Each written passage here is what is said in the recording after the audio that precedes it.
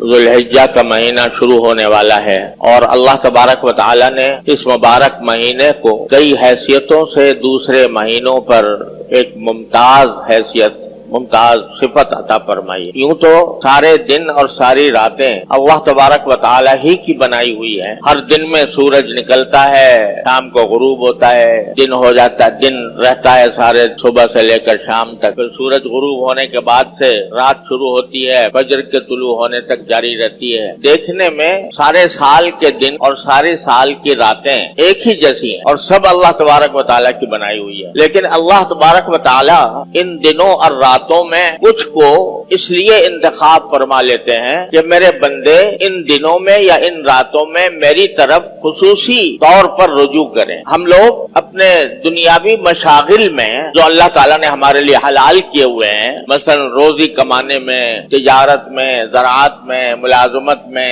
اپنے اوقات صرف کرتے رہتے ہیں، اللہ نے ان کی اجازت بھی دی ہے اور اگر نیک نیتی سے کریں تو انشاءاللہ وہ بذات خود ثواب کے کام ہیں، لیکن ان کاموں میں زیادہ سے زیادہ منہمک ہو کر اور زیادہ مشغول ہو کر بعض اوقات ہم اللہ جل جلالہ کی محبت، اللہ جل جلالہ کی طاعت یا عبادت، براہ راست عبادت، اس کو فراموش کرنے لگے۔ اللہ تعالیٰ کی یاد، اس کا ذکر، اس کی تمنا، اس کی محبت، ان جذبات میں ان مشغولیتوں کی وجہ سے کمی آنے لگتی۔ تو اللہ تبارک و تعالیٰ ہمیں اس غفلت سے نکالنے کے لیے اور اپنی طرف بلانے کے لیے، متوجہ کرنے کے لیے، اپنے سے رجوع کرانے کے لیے کچھ دنوں اور راتوں کو کہہ دیتے ہیں کہ یہ میری ہیں، یہ دن میرے ہیں، یہ راتیں میری ہیں، یہ مہینہ میرا ہے، یہ عشرہ میرا ہے، اپنی طرف منسوب فرما دیتے۔ اب رمضان کا مہینہ دیکھیے، مثلا وہی دن ہے، وہی راتیں ہیں، وہی سورج نکلتا ہے، وہی غروب ہوتا ہے، لیکن اللہ تبارک و تعالیٰ نے فرمایا یہ میرا مہینہ ہے، اپنی طرف اس کی نسبت فرما دی تو اس کی شان کہیں سے کہیں پہنچ، اس کی برکات کہیں سے کہیں پہنچ گئی۔ جیسے اللہ تبارک و تعالیٰ کعبہ شریف کو دیکھو، دیکھنے میں تو وہی پتھروں کی عمارت ہے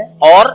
عام گھروں کی طرح ہے، بلکہ عام گھروں میں پلاسٹر ہوتا ہے، اس پر پلاسٹر بھی نہیں ہے، عام گھروں میں روغن ہوتا ہے، اس پر روغن بھی نہیں ہے، لیکن اس گھر کو یہ کہہ دیا میرا گھر ہے، اپنی طرف اس کی نسبت قائم فرما دی تو اس کی شان، اس کا جلال، اس کا جمال، اس کی طرف انسانوں کی محبت اور ان کی طرف قلوب کا میلان ایسا زبردست ہے کہ جیسے مقناطیس لگا ہوا ہے ساری دنیا سے انسانوں کو۔ ایسے ہی اللہ تبارک و تعالی مختلف دنوں کو اور مختلف راتوں کو کچھ اپنی طرف منسوب فرما کر ان کو خصوصی فضیلت عطا فرما۔ تو اب جو ذوالحجہ کا مہینہ آ رہا ہے، یہ بھی انہی مہینوں میں سے ہے یا انہی ایام میں سے ہے جن کو اللہ جل جلالہ نے اپنی طرف منسوب فرما کر اس کو خصوصی تقدس عطا فرما دیا اور اس کی خصوصی فضائل بیان فرمائے۔ کیوں؟ تاکہ ہم لوگ جو دنیاوی مشغلوں میں الجھے ہوئے ہیں، منہمک ہیں، وہ ذرا لوٹ کر تھوڑے عرصے کے لیے اللہ تبارک و تعالیٰ کے ذکر میں، اس کی یاد میں، اس کی محبت میں، اس کی طاعت میں اپنے آپ کو مشغول کریں۔ ایسا یہ ذوالحجہ کا اور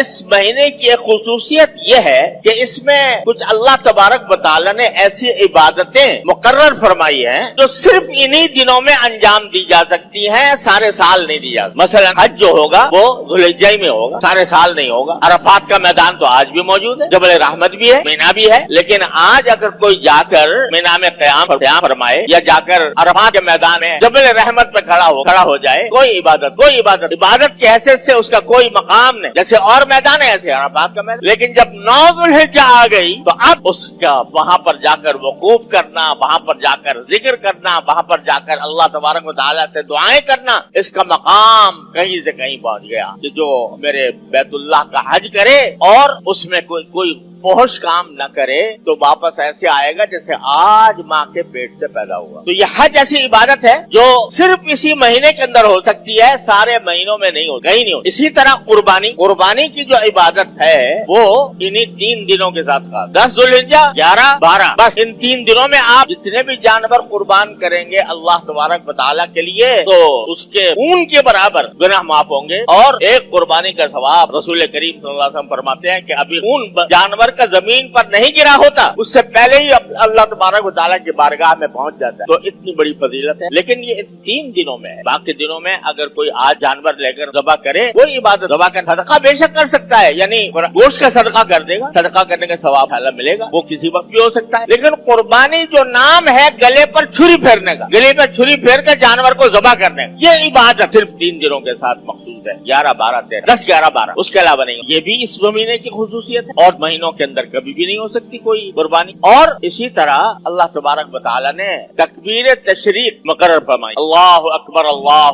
لا الہ الا اللہ واللہ اکبر وللہ الحمد. یہ تکبیر تشریق 9 ذوالحجہ سے فجر سے شروع ہوتی اور 13 تاریخ کی عصر تک جاری رہتی. ہر نماز کے بعد بلند آواز یہ تکبیر کہنا واجب ہے. اللہ اکبر لا الہ الا اللہ واللہ اکبر وللہ الحمد. لیکن یہ بھی انہی دنوں کے ساتھ 9 تاریخ سے شروع ہوگی, 13 تاریخ کی اثر پہ ختم ہو جائے گی. آج پڑھ لو, یعنی نمازوں کے بعد بلند آواز سے آج پڑھو تو وہ کوئی اس درجے کا ثواب اس میں نہیں ہے جو 9 تاریخ سے شروع ہونے والی تکبیر کا. تو یہ کچھ اللہ تبارک و تعالی نے خصوصیات عطا فرمائی ہیں اس مہینے کو جو اور کسی مہینے میں نہیں. سوشل میڈیا پر سب سے قدیم اور سب سے ریلائبل برانڈ درسقرآن.com